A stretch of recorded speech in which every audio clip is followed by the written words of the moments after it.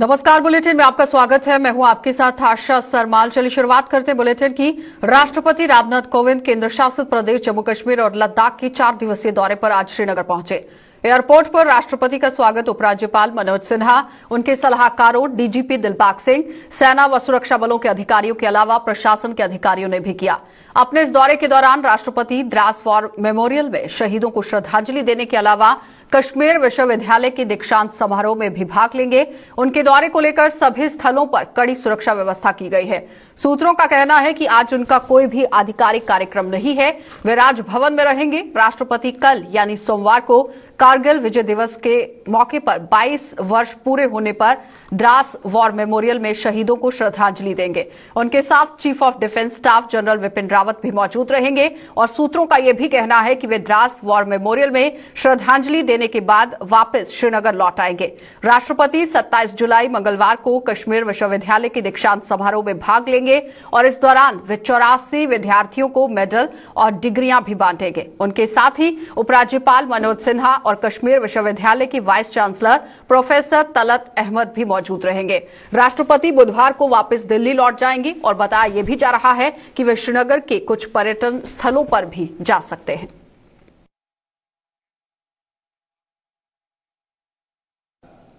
तो कुपवाड़ा में पुलिस और सेना ने आज मिलकर एक बड़ी त्रासदी को टाल दिया है। जिले के नादरनाग अबूरा इलाके में आज 4 आईडी बरामद कर ली गई और माना जा रहा है कि इनका इस्तेमाल सुरक्षा बलों को निशाना बनाने के लिए किया जाना था। दरअसल पुलिस और सेना की 41 राष्ट्रीय राइफल्स ने आज एक सूचना के आधार पर नादरनाग अबूरा में सर्च ऑपरेशन चलाया था और इसी दौरान एक बड़े पत्थर के नीचे छिपाकर रखी गई ये चारों आईडी बरामद कर ली गई। इन चारों आईडी को बम निरोधक दस्ते की मदद से डिफ्यूज कर दिया गया और इलाके में कुछ और हथियार व गोला बारूद छिपाए जाने की आशंका के चलते सुरक्षा बलों ने वहां पर बड़े स्तर पर अभियान शुरू कर दिया है।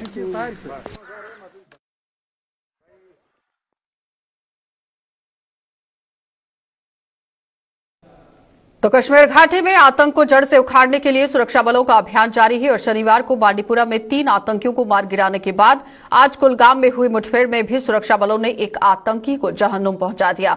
सुरक्षा बलों ने दरअसल साउथ कश्मीर के कुलगाम जिले में मोनद इलाके में कुछ आतंकियों की मौजूदगी की सूचना के आधार पर सर्च ऑपरेशन चलाया था और इसी बीच वहां छिपे आतंकियों ने अपने आप पर घेरा तंग होते देख फायरिंग शुरू कर दी। सुरक्षा बलों ने भी मोर्चा संभालते हुए इस फायरिंग का जवाब दिया और एक आतंकी को मार गिराया। आपको यह भी बताएं कि सुरक्षा बलों ने इस साल अब तक 85 से भी ज्यादा आतंकियों को मार गिराया है। हालांकि पहले की तुलना में यह संख्या काफी कम है, लेकिन जम्मू कश्मीर के डीजीपी दिलबाग सिंह इसका कारण पूरी तरह से घाटी में स्थानीय युवाओं के आतंकी समूहों में शामिल होने में आई हुई कमी को मानते हैं।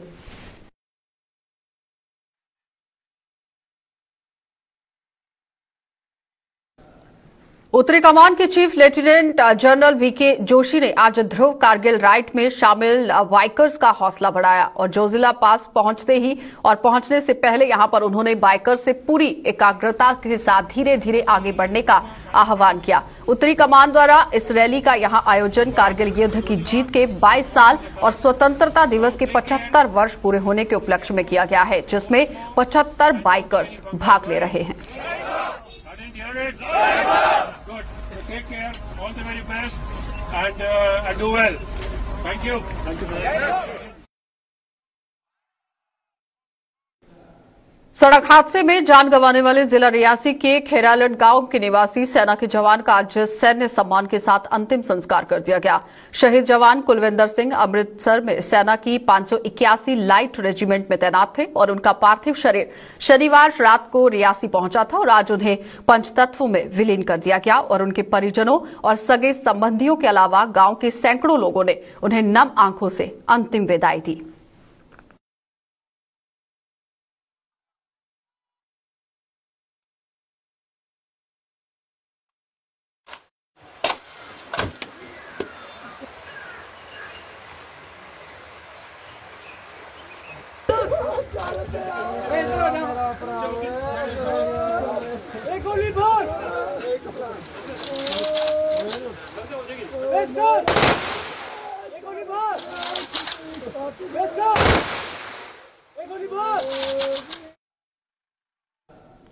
राजौरी के जीएमसी अस्पताल को एक और बड़ी सौगात मिल गई है और इस अस्पताल में दूसरे ऑक्सीजन प्लांट ने आज से काम करना शुरू कर दिया है, जिसका उद्घाटन जिले के डीसी राजेश कुमार ने किया। इस ऑक्सीजन प्लांट की निर्माण जो क्षमता है वो 750 एलपीएम और इससे पहले 1000 एलपीएम का ऑक्सीजन प्लांट यहां पर पहले ही लगाया गया था। अस्पताल प्रशासन में पूरी तरह से ये प्लांट काम कर रहा है।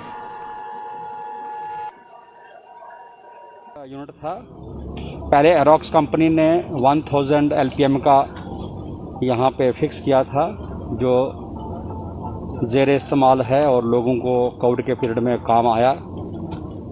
इसके अलावा ये जो दूसरा यूनिट यहाँ पे लगने वाले हैं वो 2250 एलपीएम के लगने हैं, जिसमें से 750 वाला एक पार्ट 1 जिसको हम बोलेंगे वो आज जो है इंस्टॉल हो गया है।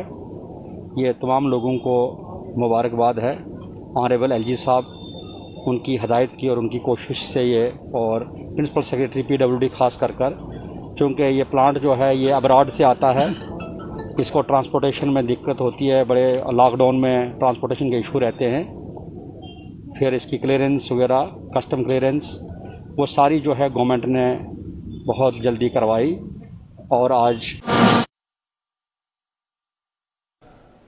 तो जिला पुंछ के एक सीमावर्ती गांव में आज एक खाली दुकान में पार्क किए गए ट्रैक्टर में संदिग्ध परिस्थितियों में आग लगने से वहां पर सनसनी फैल गई और सनसनी फैलते ही वहां पर अफरा तफरी का माहौल जो है वो देखने को मिला। ये घटना एलओसी के नजदीक बसे गांव खड़ी करमाड़ा की है और ट्रैक्टर के मालिक की माने तो दुकान का शटर भी बाहर से बंद था। वहीं स्थानीय लोगों के सहयोग से आग पर काबू तो पा लिया गया, लेकिन तब तक ट्रैक्टर जलकर राख हो चुका था। पुलिस ने मामला दर्ज कर आग लगने के कारणों की जांच शुरू कर दी है। निकले बाजार जा रहे थे तो सुबह देखा तकरीबन 5 बजे आग लगी हुई थी गाड़ी की। फिर मैंने खुद, अब मेरी दुकान है, मैंने खुद शटर खोला है और शटर बंद था, शटर खोला है तो फिर लोगों को बुलाया तो आके उन्होंने आग बुझाई। तो फायर ब्रिगेड भी आ गई थी, लेकिन उनसे पहले लोगों ने हिम्मत करके इसको आग को बुझा दिया था। लेकिन फायर ब्रिगेड ने आगे पीछे मक्की थी तो उसमें आग लगी थी। जब वो गाड़ी पहुंची तो उन्होंने आके हेल्प की और आग बुझाई। कांग्रेस पार्टी की बिजनौर इकाई को आज एक बड़ा झटका लगा है। बिजनौर में कांग्रेस के एक युवा कार्यकर्ता ने इस पार्टी से राहें जुदा करने के लिए भारतीय जनता पार्टी का दामन थाम लिया, यानी उसने कांग्रेस पार्टी को छोड़ दिया और भाजपा में जाता हुआ वो नजर आया। तो भाजपा के आरएसपुरा से जिला प्रधान हरभजन सिंह की मौजूदगी में आज यहां पर लोग भारतीय जनता पार्टी में भी यहां शामिल हुए, क्योंकि भारी तादाद में आप देखिए साफ तस्वीरों में किस तरह से भारतीय जनता पार्टी का दामन थामा गया। कांग्रेस के जहां पे एक्स यूथ कांग्रेस के प्रेसिडेंट थे, जो नौगांव की इनकी टीम थी पूरी, उन्होंने भारतीय जनता पार्टी का दामन थामा है। भारतीय जनता पार्टी की विचारधारा को इन्होंने समझा है। इन्होंने अपनी सेवाएं कांग्रेस में दी होंगी, लेकिन वहां पे इन्होंने घुटन महसूस की, इसीलिए भारतीय जनता पार्टी का जो दामन इन्होंने थामा है। सबसे पहले तो सभी को मुबारकबाद है कि पूरी टीम है जिसमें। तो लगातार बढ़ रही महंगाई के विरोध में केंद्र सरकार के खिलाफ लामबंद हुई कांग्रेस पार्टी ने आज भी जम्मू में प्रदर्शन कर अपनी भड़ास निकाली। पूर्व मंत्री रमन भल्ला ने इस प्रदर्शन का नेतृत्व करते हुए आरोप लगाया है कि मौजूदा दौर में देश की जनता महंगाई की चक्की में पिसकर रह गई है और केंद्र सरकार इसकी ओर कोई ध्यान नहीं दे रही। पेट्रोल डीजल की कीमतों में इजाफा होने से खाने की थाली भी अब महंगी हो गई है और ट्रांसपोर्ट सेक्टर पर भी इसका असर देखने को मिल रहा है।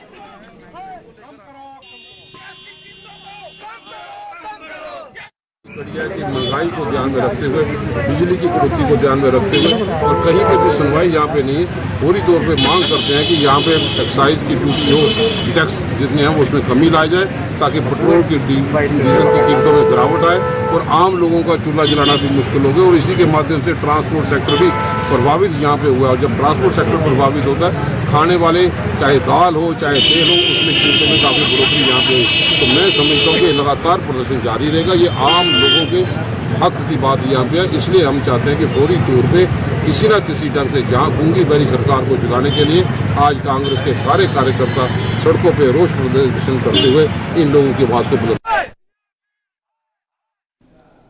सीआरपीएफ देश की आंतरिक सुरक्षा के साथ साथ पर्यावरण के प्रति भी अपना दायित्व बखूबी निभा रही है और इसी कड़ी में सीआरपीएफ की 78वीं बटालियन ने आज बाड़ी ब्राह्मणा में समैलपुर इलाके में स्थित बटालियन मुख्यालय में कई पौधे लगाकर पर्यावरण संरक्षण में अपना सहयोग दिया। बटालियन के अधिकारी डीएस बिष्ट सहित अन्य अधिकारियों व उनके परिजनों ने इस मुहिम में अपना योगदान दिया।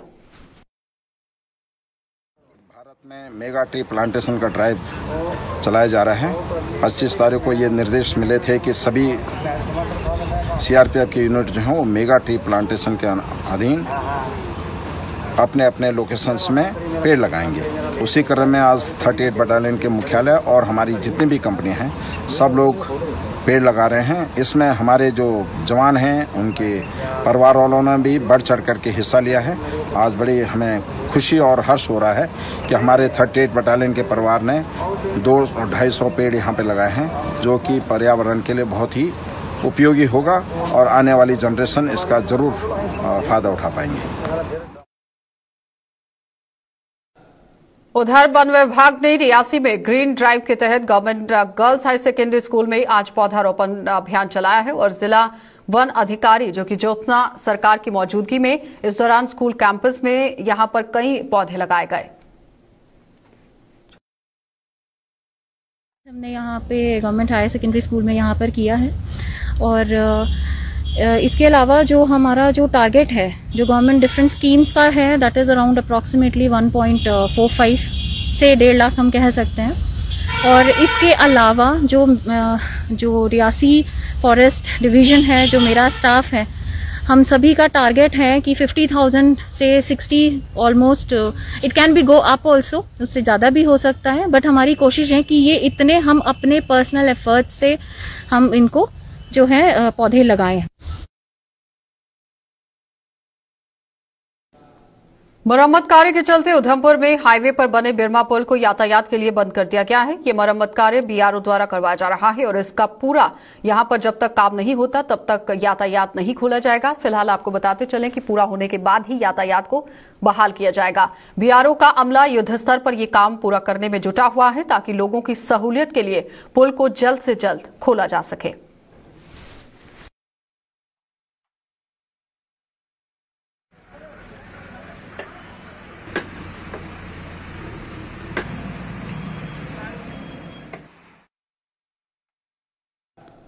कोरोना की दूसरी लहर का प्रकोप काफी हद तक कम होने के चलते लोग भी अब लापरवाही बरतने में कोई कसर नहीं छोड़ रहे हैं। लॉकडाउन में घरों में बंद रहने के बाद अब लोगों को प्रशासन ने यहां आवाजाही की छूट दे दी है, जिसका वो नाजायज फायदा उठाते हुए नजर आए। आलम यह है कि मास्क की अहमियत को लाभ यहां पर नहीं दे पा रहे हैं, यानी इसका लाभ उठाते हुए भी लोग नजर नहीं आ रहे हैं। लोग मास्क को बिल्कुल भूल चुके हैं, जिनके खिलाफ अब पुलिस को शिकंजा कसना पड़ रहा है। जम्मू में डोगरा चौक में आज नावाबाद पुलिस ने नाका लगाकर ऐसे कई लोगों के चालान काटे जो बिना मास्क के ही घरों से निकले हुए थे। कुछ लोग ऐसे हैं जो बिना मास्क के घर से बाहर निकलते हैं, पब्लिक प्लेस पे निकलते हैं और लोगों को हम इस चीज़ के लिए अवेयर कर रहे हैं कि जब भी आपने घर से बाहर निकलना है तो मास्क लगाओ।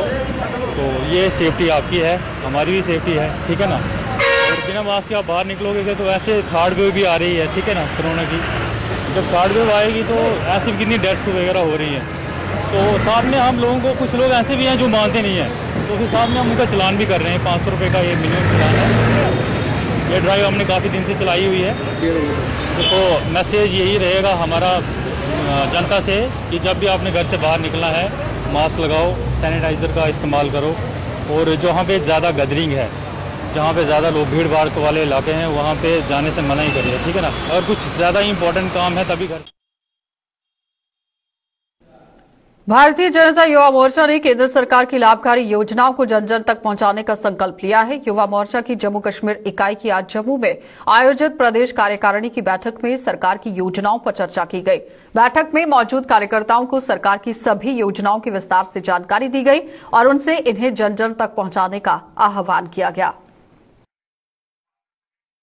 के अंदर हमने सभी युवा मोर्चा के कार्यकर्ताओं से आह्वान किया है कि जिस प्रकार उन्होंने कोरोना महामारी के दौरान सेवा के कार्य किए हैं, ठीक उसी प्रकार जितनी भी माननीय मोदी जी के नेतृत्व में योजनाएं बनाई गई, नीतियां बनाई गई, उनको जन जन तक, उनको युवाओं तक, उनको हर समाज के वर्ग तक पहुंचाने का काम करेंगे। और आज इस कार्यकारिणी के माध्यम से हमने संकल्प लिया है कि हम गांव के अंतिम व्यक्ति तक पहुंच करके आम योजनाओं का लाभ पहुंचाने का काम करेंगे। युवाओं से जो अपेक्षा है, युवाओं से जो आकांक्षा है इस समाज की, हम उसको पूर्ण करने में अपना खून पसीना एक करेंगे। शिवसेना जम्मू कश्मीर ने जम्मू शहर व इसके आसपास के इलाकों में लोगों के मार्गदर्शन के लिए लगाए गए साइन बोर्ड्स की भाषा पर भी सवाल उठा दिए। शिवसेना का आरोप है कि प्रशासन डोगरी या फिर हिंदी भाषा की अनदेखी कर रहा है और अंग्रेजी भाषा में लिखे हुए साइन बोर्ड इसका जीता जागता सबूत हैं। शिवसेना की राज्य प्रधान अश्वनी गुप्ता ने कहा कि कश्मीर में साइन बोर्ड उर्दू जबकि पंजाब में पंजाबी में लिखे जाते हैं और जम्मू की अगर बात करें तो डोगरी और हिंदी भाषा को यहां पर छोड़कर अंग्रेजी भाषा में ही यहां साइन बोर्ड्स लिखे जाते हैं। जितने भी जहां साइन बोर्ड लगे हुए हैं, ना उसमें कोई हिंदी में लिखा हुआ है ना कोई डोगरी में है। डोगरी हमारी मातृभाषा है, डोगरी में लिखना चाहिए और हिंदी में लिखना चाहिए। जहां पर फिर सिर्फ इंग्लिश में लिखा हुआ है, पंजाब के अंदर आप चले जाओ आपको पंजाबी में दिखाई देगा। हमारे साथ कश्मीर, हमारी स्टेट के अंदर कश्मीर है, वहां पर भी साइन बोर्ड जो लगे हैं वहां भी उर्दू के अंदर लिखे हुए मिलेंगे आपको। डल झील का रास्ता जहां से जाता है, एक मंदिर के बाहर साइन बोर्ड लगाया हुआ है, वो मंदिर रघुनाथ जी के मंदिर के बाहर, वो रघुनाथ जी का मंदिर का जो चेहरा है बिल्कुल छुपा दिया गया है, उसको बंद कर दिया गया है। शिवसेना जीते। तो जम्मू के दोवाना इलाके में खुलने जा रही शराब की दुकान का विरोध अब शुरू हो गया है। स्थानीय लोगों ने आज भाजपा और आबकारी विभाग के खिलाफ प्रदर्शन कर मंदिरों के शहर जम्मू को शराब की दुकानों का शहर बनाने का आरोप लगाया। लोगों ने चेतावनी दी कि वो किसी भी सूरत में शराब की दुकान को इस इलाके में नहीं खुलने देंगे। चाहते हैं कि यहाँ पे ये चीज ना खुले। छोटे छोटे बच्चे, बंदे सर्विस वाले हैं, हमें आना जाना होता है, सुबह शाम हम कैसे आए? इतना छोटा सा रास्ता है, इसमें ये ऐसी बात होगी तो हम आना जाना कैसे होगा? ऐतराज इस चीज का कि हमारे मोहल्ले में नहीं खुलना चाहिए, कहीं दूर जाके खोलो, हमें कोई ऐतराज नहीं है। यहाँ पे खोलने वाली जगह नहीं है। हम धरना देंगे, हम नहीं खोलने देंगे, हमें जहाँ तक जाना पड़ेगा वहाँ तक जाएंगे। तो जिला सांबा में अंतर्राष्ट्रीय एयरपोर्ट का निर्माण जल्द शुरू करने की मांग को लेकर डोगरा फ्रंट ने आज प्रदर्शन किया और डोगरा फ्रंट का कहना है कि अंतर्राष्ट्रीय एयरपोर्ट के लिए चूंकि जमीन की निशानदेही भी कर ली गई है, लिहाजा इस मसौदे को अब जल्द से जल्द अमली जामा पहनाना बहुत जरूरी है। से दिया गया, लेकिन मांग करना चाहता हूं प्रपोजल बनकर के ना रह जाए। 46,455 कनाल जमीन चिन्हित कर ली गई है, बता दिया गया है कठुआ की कितनी है, ये भी बताया गया है उधमपुर की कितनी है, ये भी बताया गया सांबे की कितनी है, जम्मू की कितनी है, और ये सारी डिस्ट्रिक्टों को मिला करके 46,455 कनाल जमीन वो रखी गई है। मैं उपराज्यपाल महोदय से प्रार्थना करना चाहता हूं, इंटरनेशनल एयरपोर्ट की कभी ख्वाब के अंदर भी सोचने की बातें नहीं कर सकते थे, आज लोग अंदर की और बाहर की बात करना चाहते हैं। अरे 46,455 कनाल और इंटरनेशनल एयरपोर्ट का ख्वाब अगर कोई पूरा कर रहा है, अगर उसके विषय के अंदर विचार करा, किसी ने मांग नहीं करी, वो विचार उपराज्यपाल माध्यम से हुआ और उपराज्यपाल जी ने। तो जम्मू श्रीनगर हाईवे पर जिला रामबन के अधीन आने वाले कई इलाके जानलेवा साबित हो रहे हैं। रामबन में आए दिन पेश आने वाले सड़क हादसों में कई लोगों की जानें जा चुकी हैं और आज इसमें एक और कड़ी जुड़ गई। रामबन में आज एक ट्रक से गहरी खाई में गिरने से सहचालक की मौत हो गई, जबकि चालक गंभीर रूप से घायल हो गया। ये हादसा हाईवे पर मंकी मोड़ इलाके में तब पेश आया है जब चालक द्वारा नियंत्रण खो देने से ट्रक खाई में जा गिरा और मृतक की पहचान रतन सिंह निवासी रियासी, जबकि घायल चालक की पहचान शैलेंद्र सिंह निवासी उधमपुर के रूप में की गई, जिसे इलाज के लिए जिला अस्पताल रामबन में भर्ती कराया गया है।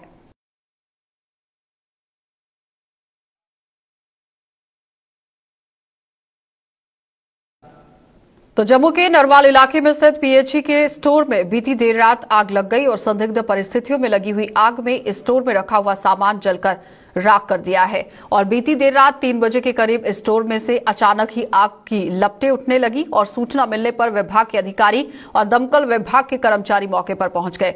आग की लपटों पर काबू तो पा लिया गया, लेकिन तब तक काफी देर हो चुकी थी।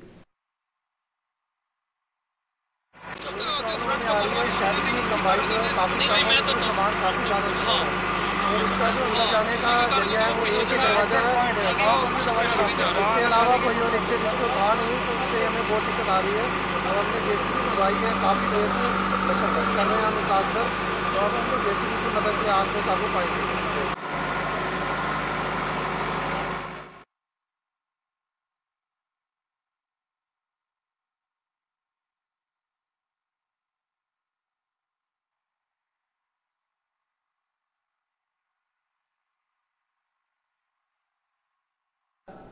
चलिए अब बात कर लेते हैं प्रधानमंत्री के मन की बात को लेकर, क्योंकि जिस तरह से प्रधानमंत्री मन की बात कार्यक्रम हर जगह पर देखने को मिला है, तो आज आप देखिए अनंतनाग से खबर निकलकर सामने आई है, जहां पर प्रधानमंत्री नरेंद्र मोदी की मन की बात सुनने के लिए आज भाजपा की अनंतनाग इकाई में बेहद उत्साह देखा गया। भाजपा की महिला इकाई की उपाध्यक्ष रुमेसा रफीक और उनके सहयोगियों ने आज प्रधानमंत्री का ये रेडियो प्रोग्राम सुना और लोगों से केंद्र सरकार द्वारा शुरू की गई योजनाओं का लाभ लेने के लिए भी लोगों से आह्वान किया।